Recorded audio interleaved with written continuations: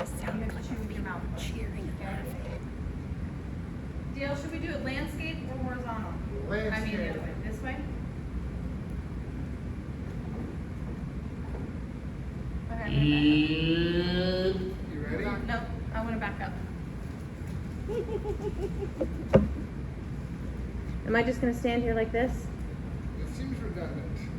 This is live, so people can watch live. Oh, fine. Okay, 3.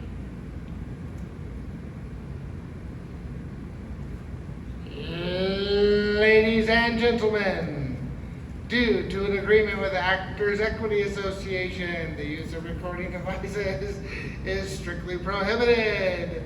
Please turn off all cell phones, pagers, and pacemakers.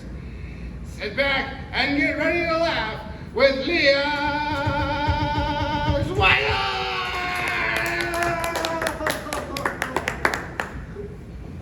Thank you so much. Any of you have struggles? Yeah? Yeah, they don't compare to mine. I'm glad I came in early tonight to get things situated. Apparently, when you book the stage at Tiny Town, you get a toy microphone. Yeah. It's a struggle. My name is Leah. I moved here from Kansas 6 years ago to help my daughter start Tiny Town. The first time I went home to visit, I wore my Amish dress out of the airport. As I came down the airport escalator, I wasn't sure if my sister was going to faint or throw up. I should tell you that all these stories are true. You decide if they're comedy or tragedy. A friend of mine tried to help me decide what to wear. She said, "Why don't you wear that cute blue dress?" I said, "Does that mean I have to shave my legs?" This is only my second time on stage. I'm very nervous, but I've come prepared. I've got my Depends on and my barf bucket. If I don't barf, I'll use it for tips. There's so many options for the incontinent.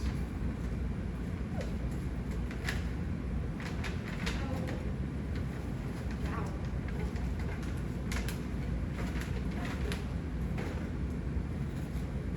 Back in the day, I could get away with a panty liner. Now it's the full-on Depends. Yes. I could have used a pair of Depends on a flight recently. Always had a small bladder, but this time I had to go. Unfortunately, the buckle your seatbelt sign had just come on for the final descent into the airport. I thought, I can make it, I can make it. I'm 2 feet from the restroom. I'm on the last seat of the plane. I can make it. As soon as we touched down, I reached for the door. Locked. Here's some trivia. Do you know they locked the door prior to landing? That decision about caused a mess. In desperation, I asked the young family in front of me that had a baby if I could use a diaper.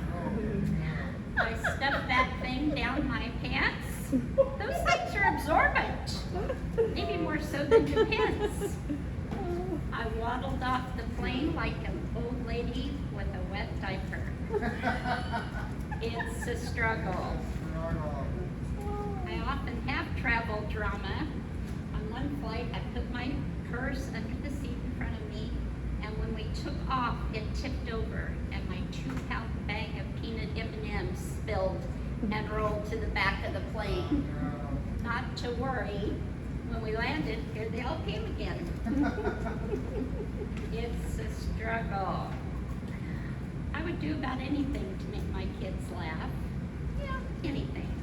When they were little and they would have a lemonade stand, I'd dress up in some elaborate outfit and walk around the block and come back and buy whatever they were selling. I missed those days. So when Liz had a garage sale in Chicago, I booked a flight. I got an early morning flight from Kansas to Chicago and took a cab to her apartment. I put on my disguise in the back of the taxi. The driver was skeptical. I had on a wig, a backpack, a medical mask, got out 2 blocks from her apartment. I waddled to her, there's that waddle tour again, yes. I waddled to her apartment and started shopping. After finding some items I wanted to buy, I proceeded to pay at her table. I pulled out my checkbook and said, "Hey, sweetie, would you take a check from out of state?" "No." "Would you take a check from your mom?" "Mom!" I went home the next day, that was it. Not all my disguises are that convincing. My old man outfit didn't fool Bailey, my granddaughter. She was 5 years old. I went trick-or-treating at their house in an old man outfit. I had a hat, a mustache, thick glasses, an old suit coat. I kind of looked like you, too. Yeah. Bailey looked out the window and said, Mom, Grandma's here." It's a struggle. It's a struggle. I was a switchboard operator at a refinery in Kansas for several years. People would often call in wanting to talk about their royal loyalty checks and how much they get on their next payment. Without any introduction, they'd launch into questions. One particular man said, "I have a question for you." I said, "Are you inviting me out for Saturday night?" "No." 2 weeks later, he called and said, "Yes, I am going to invite you out for Saturday night." He lived 2 hours away, and we agreed to meet at a restaurant. His name was Simon Crowder. After we hung up, I unplugged the switchboard and raced upstairs to crude oil accounting. I said, "What do you know about Simon Crowder?" "Well, we have 2. One is 54 and one is 92. Depending on how much oil money he made, I would have gone with the 92-year-old. However, he was 54. We met at a restaurant and had an awkward dinner. He didn't ask me one question about me. Since he'd driven 2 hours, I thought maybe we should make the evening last. What to do? Oh, I know. Let's go play bingo at the VFW. I don't know why I can't get a date. I'm loads of fun. Simon Crowder never called back. Aw. It's a struggle. The refinery in Kansas was called NCRA. Working there were some of the best years of my life. Most of my mishaps went under the HR radar, but one thing probably wound up in my HR file. When NCRA was bought out by CHS, it was a multi-billion-dollar acquisition. It was big news for us, for the city, and for the state of Kansas. NCRA planned a huge party, and 2 other employees and I were in charge of mailing out the invitations. 3 of us, and mail merge. Hundreds of invitations went out, and we all breathed a sigh of relief. Relief it is until the assistant to the Kansas state senator called and said they received an invitation intended for the McPherson County dog catcher. That means that the Humane Society invitation went to the mayor, etc., etc. It's a struggle. Yeah. I went through a traumatic divorce when my children were young. My youngest, Brent, was only 5 years old. The following years were brutal. My ex-husband was an absolute jerk. I've cleaned it up for those Italians. Through the years, I just was looking forward to when Brent turned 18 and the ties with his dad would be loosened. Unfortunately, the first month of his senior year of high school, he was diagnosed with cancer. The clock on our co-parenting started over that day. Several years of chemo and radiation followed. We were at the Mayo Clinic and MD Anderson in Houston. Let me tell you, hanging out with your ex-husband while dealing with a seriously ill adult child is stressful. I've always tried to be civil to his dad, but after all those years, I just couldn't take it anymore. Who's been to the Mayo Clinic in Minnesota? Yep. Me. Well, it's basically a small city. I knew they had a store, and I was pretty sure they had what I was looking for. As I found my way down the elevators and through the hallways, I got madder and madder at that man.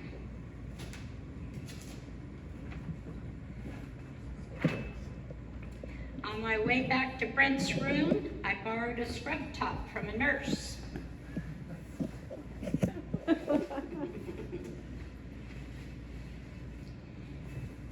I stole some gloves off an unattended cart. Gloves should hide fingerprints, right?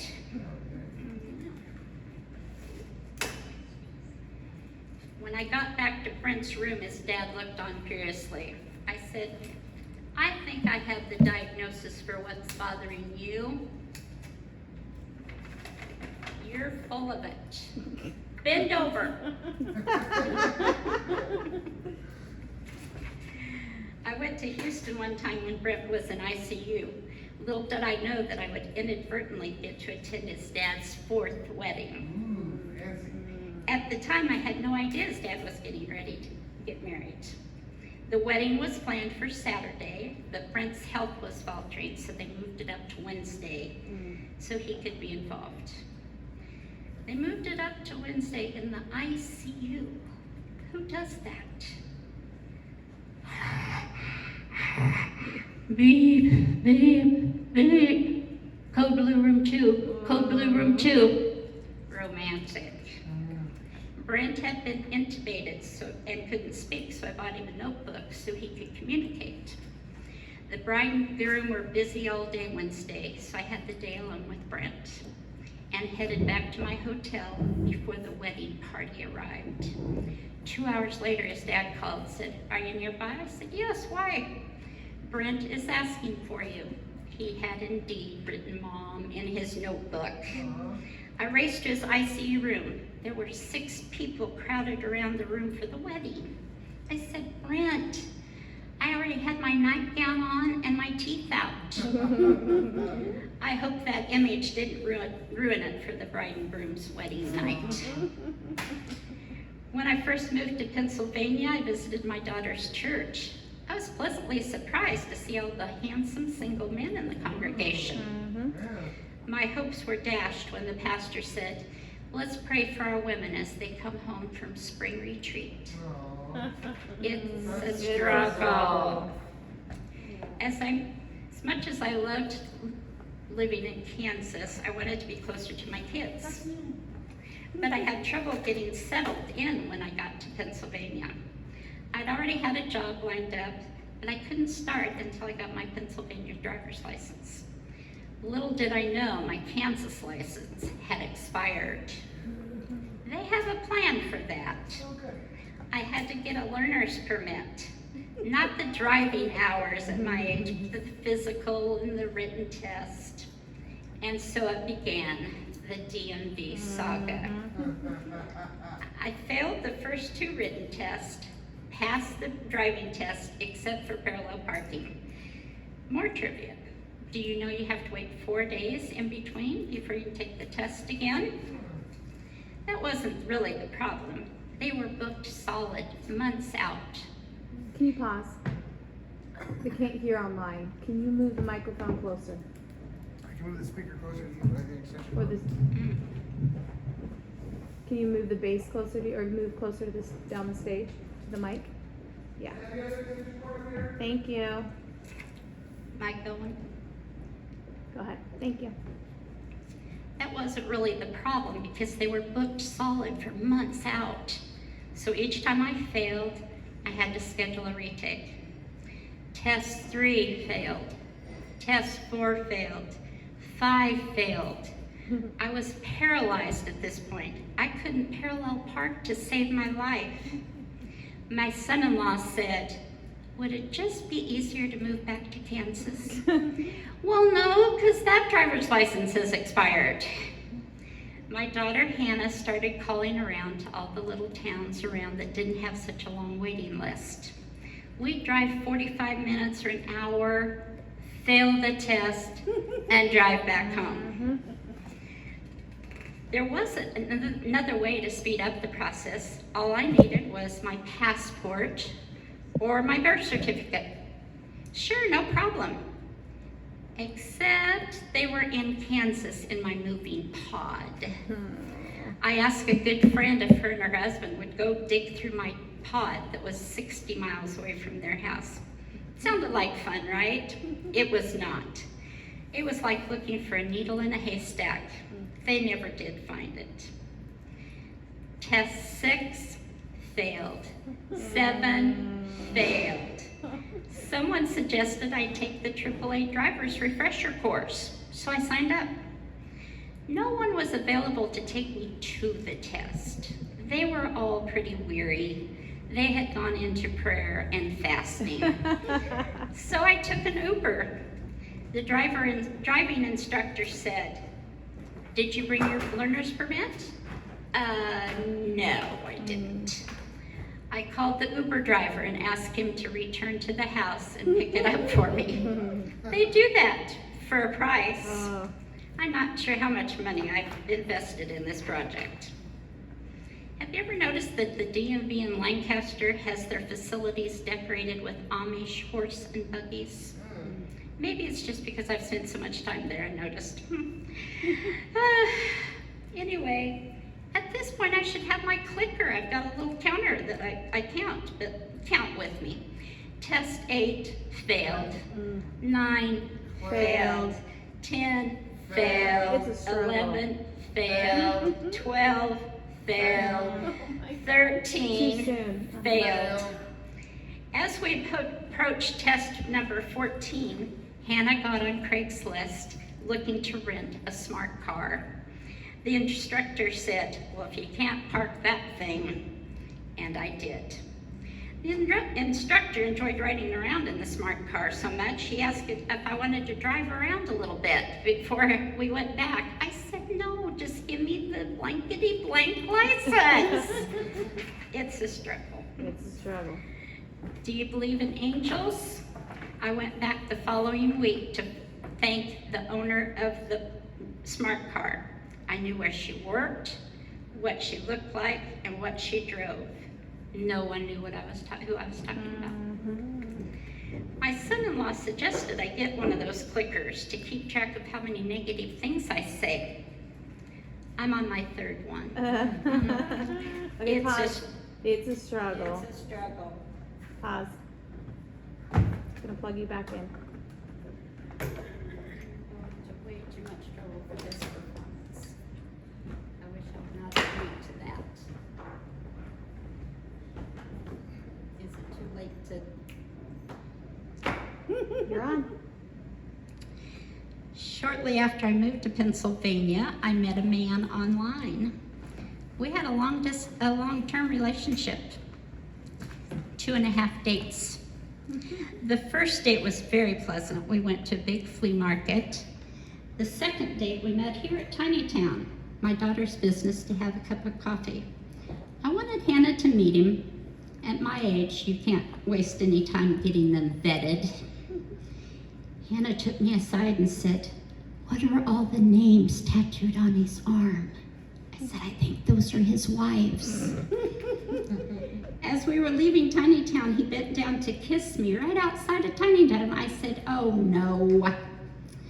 2 days later, he picked me up for lunch. As soon as I got in his truck, he said, "You know, I don't think this is gonna work." Usually by now, I interrupted and said, "Be getting married?" We agreed we weren't a match, but I told him I still wanted lunch. It's a struggle. Struggle. I think one reason I can't find a man is they don't understand my sense of humor. A coworker at NCRA asked if I wanted to go walking with him in the evenings. We both needed to get in shape, and I said sure. Anyway, one night we were walking and his blood sugar dropped. We ducked into a store and got a candy bar, and he was fine. You all know about St. Bernards. They go up and rescue people that need help. So the next time we went walking, I wore this with a candy bar inside. He didn't think it was funny. Yeah. It's a struggle. It's a struggle. Awesome. When my sister died last year, a good friend gave me money to travel home. I decided I'd get a sleeper car on the Amtrak. A sleeper car has 3 or 4 roomettes on both sides of the aisle. They measure 3.5 feet by 6.5 feet, and they have an upper and a lower bunk. As I was getting settled into my roomette, a group of 6 hunky contractors got on board with their hard hats and tight jeans. They were jostling around trying to find their bunks. "Joe, do you have room for my trunk?" "Larry, I'm not sharing a room with you. You snore." I poked my head out my door and said, "I have an extra bunk." No takers. It's a struggle. Traveling by train is so relaxing. You're not confined to your seat. You can leave your stuff and go walk to other cars. You can go to the dining car, the observation car. I liked going to the snack car. There's booth seats and usually not very many people. Tiny town again, yeah. So as I was sitting eating my $8 pizza and my $3 Coke, I was just having a wonderful time. Lancaster, next stop, Lancaster. Lancaster, that's me. I ran to the next car and got my suitcase where it was stashed. I left my high-priced snack and my drink 2 more cars up to get to my pillow and my jacket. Amtrak is pretty punctual. You know why? How they stick to their schedule? I'll tell you. When the train stops, all the doors in between the trains open. You can see clear to the front. And the conductor saw me coming, and she said, "Get off the train. Get off the train." I was still trying to get to my check. No. That's how they stay on schedule. I never did get my check. With my children living all over the country and one in Japan, I had lots of opportunities to travel. On my return, I'd often regale my coworkers with some funny story. On one trip, I didn't have anything to regale them with. It was boring. So what's a girl to do? Lie.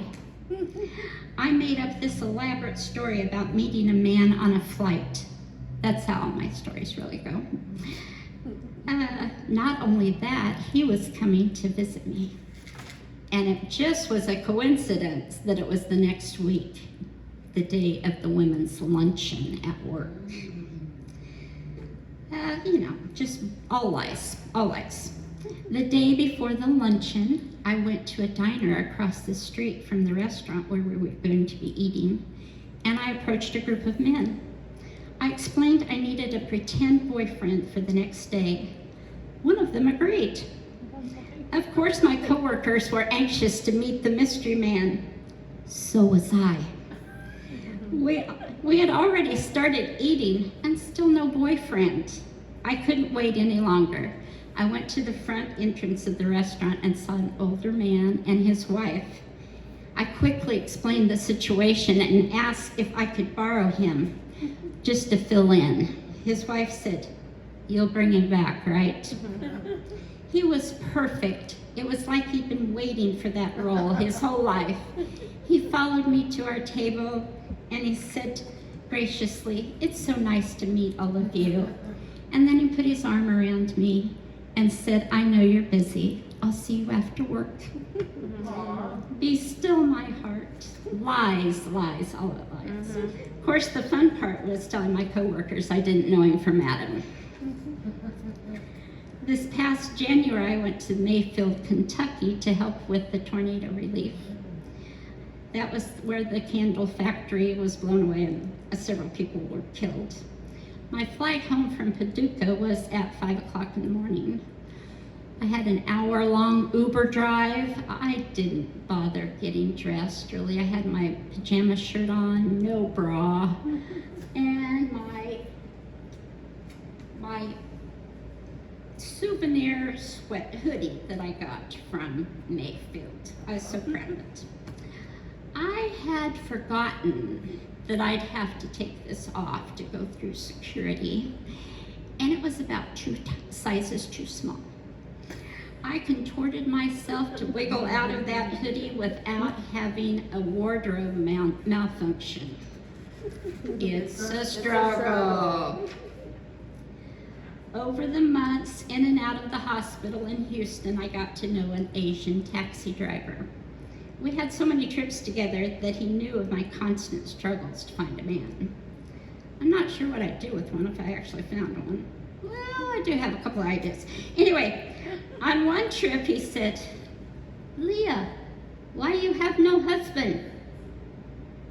You cute. You funny. You lesbian?" Hopefully with all the struggles you face, you can find a way to laugh at them as we have tonight. Thank you. Yay!